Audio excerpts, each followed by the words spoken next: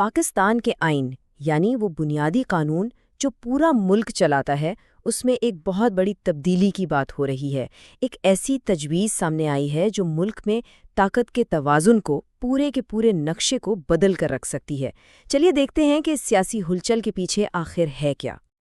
صرف ایک ملاقات اور اس میں 7 ایسی تجاویز جو پاکستان کا پورا آئینی ڈھانچہ بدل سکتی ہیں۔ اس وقت قوم کا پورا آئین، اس کی بنیاد داؤ پر لگی ہوئی ہے۔ تو یہ سارا ماجرا ہے کیا؟ کہاں سے شروع ہوئی یہ کہانی؟ چلیے اس اہم میٹنگ کے پس منظر پر ایک نظر ڈالتے ہیں۔ تو اس پوری گیم میں 2 اہم پلیئرز ہیں۔ ایک طرف ہے حکومت یعنی پاکستان مسلم لیگ نواز PMLN، جو یہ بڑی بڑی تبدیلیاں لانا چاہتی ہے، اور دوسری طرف ہے پاکستان پیپلز پارٹی PPP، جن کے ہاتھ میں سب کو حقیقت بنانے یا پھر روک دینے کی چابی ہے۔ تو PMLN آخر PPP کے پاس گئی کیوں؟ انہیں کیا چاہیے؟ آئیے اس درخواست کی گہرائی کو سمجھتے ہیں۔ آگے بڑھنے سے پہلے 1 منٹ کے لیے یہ سمجھ لیتے ہیں کہ یہ آئینی ترمیم آخر ہوتی کیا ہے۔ دیکھیں، یہ کسی بھی ملک کے بنیادی قوانین میں، اس کی رول بک میں ایک آفیشل چینج ہوتا ہے، اور پاکستان کے کیس میں یہ تبدیلی ملک کی پوری ڈائریکشن بدل سکتی ہے۔ تو اس میٹنگ کا بنیادی مقصد بالکل صاف تھا، کرسٹل کلیئر۔ PMLN کو 27ویں آئینی ترمیم پاس کروانے کے لیے PPP کا ساتھ چاہیے۔ ان کی حمایت کے بغیر یہ ممکن نہیں ہے۔ تو اب آتے ہیں اصل مدعے پر۔ اس 27ویں ترمیم کے اندر آخر ہے کیا جس پر اتنی بحث ہو رہی ہے؟ چلیے اس کو کھول کر دیکھتے ہیں۔ سب سے پہلے عدالتی نظام میں ایک بہت بڑی تبدیلی کی تجویز ہے۔ اس میں ایک نئی کانسٹیٹیوشنل کورٹ بنانے کی بات کی جا رہی ہے جو صرف آئین سے جڑے معاملات کو دیکھے گی۔ ساتھ ہی ایگزیکٹو میجسٹریٹس کو واپس لانے کی تجویز ہے جو نچلی سطح پر کچھ عدالتی اختیارات رکھتے ہیں، اور ججز کے ٹرانسفر کے قوانین کو بھی بدلنے کا ارادہ ہے۔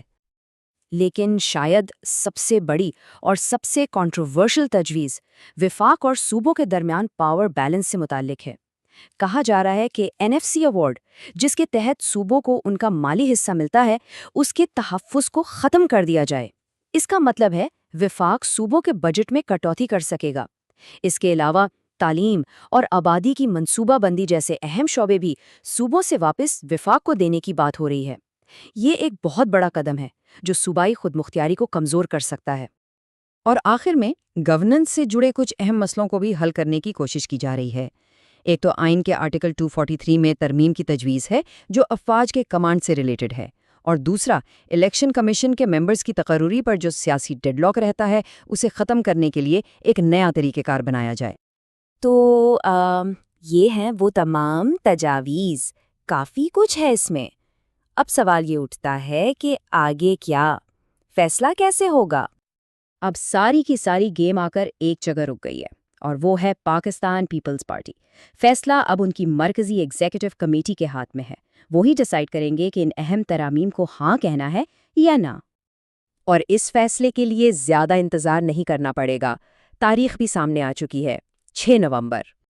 فیصلے تک کا جو راستہ ہے اس کے 3 اہم مرحلے ہیں۔ سب سے پہلے پریزیڈنٹ زرداری دوحہ سے واپس آ کر پارٹی لیڈر سے ملاقات کریں گے، پھر پارٹی کی سب سے اہم باڈی یعنی مرکزی ایگزیکٹو کمیٹی کا اجلاس ہوگا، اور پھر اس اجلاس کے بعد ہی پارٹی اپنے حتمی فیصلے کا اعلان کرے گی۔ تو صورتحال کچھ یوں ہے: اختیار کی نئی تقسیم، عدالتی نظام میں تبدیلی، صوبوں کے رائٹس کا سوال، یہ سب ایک طرف، اور دوسری طرف ایک سیاسی جماعت کا فیصلہ۔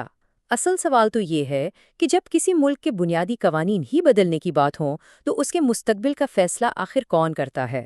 سیاستدان، عدالتیں یا عوام؟